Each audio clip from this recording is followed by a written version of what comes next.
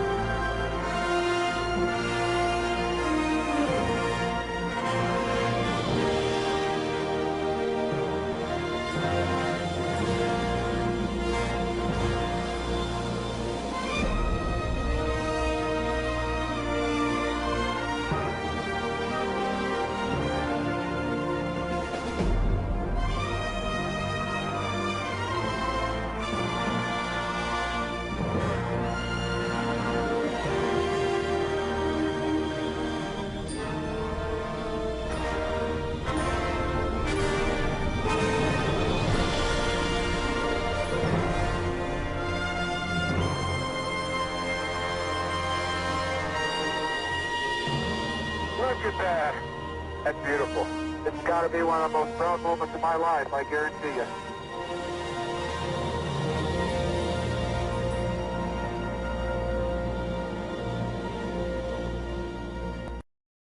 Hi folks, John Cordisco here with the much anticipated FIDE World Candidates Final Tournament currently being played in Russia. 8 great players, 3 former world champions. It's going to be a great match. The winner of this match plays Magnus Carlsen for the World Championship. Don't miss any of this action. Hi, John Cordisco back again with another great chess video for you. Round 4 of the FIDE Candidates Finals 2014 between Mamedyarov is white and Andreikin is black. Remember Andreikin, he qualified as the runner-up in the last World Cup right behind Kramnik. It's a great game, semi-Slav. Let's get to it. Mamedyarov is white, Andreikin is black. C4. I'm not a D4 player. Maybe I should start playing D4 because I'll tell you the truth, I've been getting in a lot of trouble with my E4s lately. E6, A3. Pretty much standard stuff here. We'll just breeze through a lot of this. Knight takes, C5. I've got my Fritz 13 computer running off screen, and it shows about a half a point advantage for white. That's about right. I mean, we're still in the early opening. Knight takes, pawn takes, A5. No, there's no way white can save that C5 pawn, so that A5 is not a wasted move. G3, bishop takes. Not as good as queen takes and bishop G2. That's a computer suggestion. Bishop G2, black castles, white castles. Both the kings are in safety. Interesting. Interesting. No isolated pawns. And you see that white has a majority on the queen side. We'll see how that works out. E5. Even though there's no pawn to support that, that's very common, especially among the good players. You're controlling some very key squares here. Here and here is a key square. Bishop G5, hitting the knight. Rook A6. It's an interesting move, Rook A6. It's the second choice on the computer, and the first choice is very close. So we'll call it the same. It's less than 0.2 difference. Bishop E6 was the top choice of the computer. Bishop to here. But Rook A6 is an interesting move. Not only does it guard the knight, but you can swing the rook over later for an attack on the king side. I kind of like that move. Oh, sorry, I lost my place. Rook A to E1. Rook E8. Getting the rooks in the center of the board. Now, black's already got his A-rook in the game, so let's see how white gets his F-rook in, besides protecting the king. Queen E3, now it's the computer that did that. It shows that white's ganging up on the E5 pawn. H6, hitting the bishop. Bishop takes. Now, interestingly enough, he plays G takes. Now, that is the top move on the computer. We can probably all see why. White's hitting this pawn 3 times. 1, 2, 3. And there's only 1, 2 pieces protecting it. So that would lose a pawn. So he plays G takes. B4. Bishop goes back to F8. I kind of like that. It protects the king a little bit. Knight to H4. White's making his move. He sees a little busted up pawn position in front of black's king, and he's going for it. Also, at the same time, he's preparing C5. A takes, bishop E6. Gets the bishop in the game. Black's last undeveloped piece. C5. Trying to get that passed pawn pushed down. B6. Now he pushes the pawn forward. That could be tough. That could be tough. Now the third choice on the computer is B5. And it's not much difference between the first and third choices. I kind of like B5. One reason is the light squared bishop would be on the same color square, and it isolates this pawn. Rook A4. Rook B1. Rook D8. Queen F3.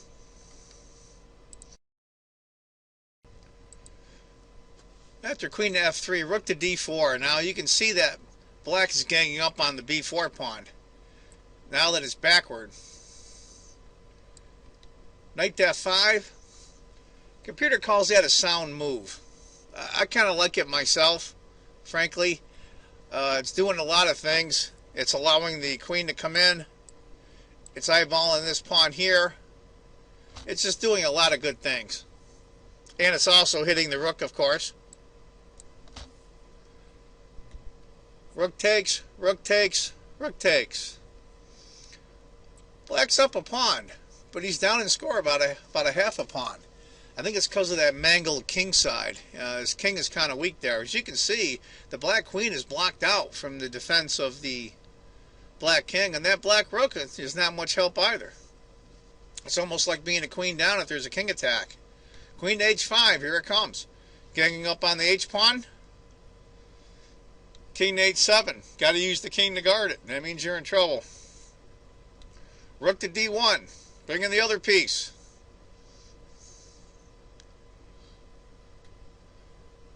Queen to C8. Knight to E3. Black seems to be holding on. He should be okay. F5. Now the computer suggested if you want rook to D4 instead, forcing the trade, rook takes, E takes, Knight D5. That's interesting. As you can see, what could be in some serious trouble here? You have the knight coming in. This bishop's coming up.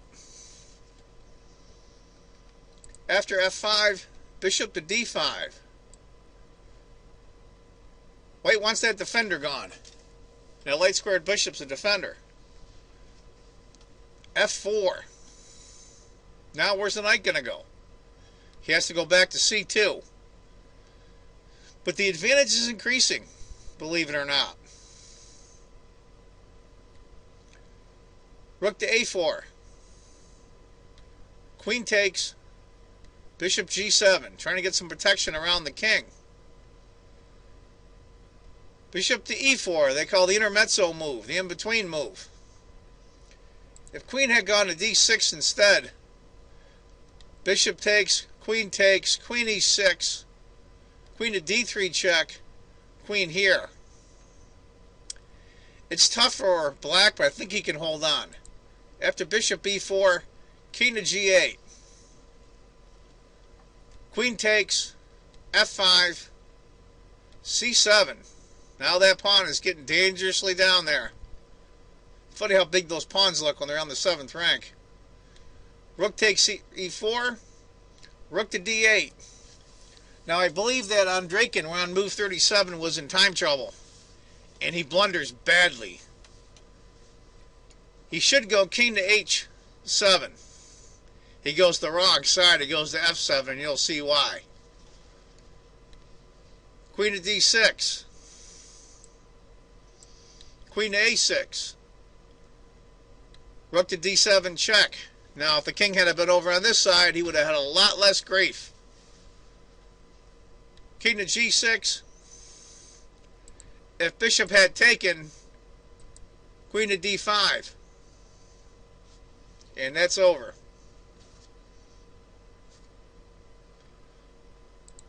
After king to g6, queen to c6, queen to c8. I mean, what's he going to do? Believe it or not, right now on the computer, it's over a 6-point advantage. The game is really over. Rook to d8, rook to c4. Trying desperately to do anything. Queen takes, and he resigns. After queen takes, bishop takes, rook takes, and that's the end of the game. You can't stop the queening pawn, or you have to lose your bishop in order to do that. And that's the end of the game. Anyway, folks, it's a tough loss for Andreikin. Mamedyarov's having a pretty bad tournament, too.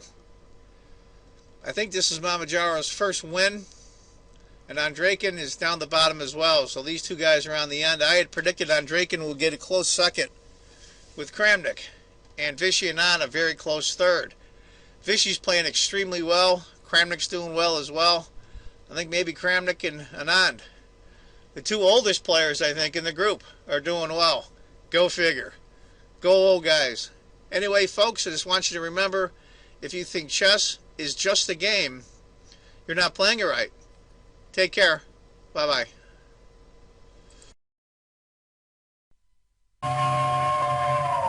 Come ride the little train that is rolling down the tracks to the junction. Forget about your cares, it is time to relax at the junction. Lots of curves, you bet, and even more when you get to the junction. Petticoat Junction.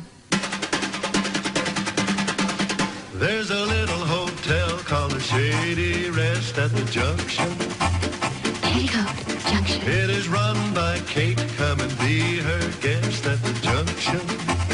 Petticoat Junction. And that's Uncle Joe. He's a moving kind of slow at the junction. Petticoat Junction.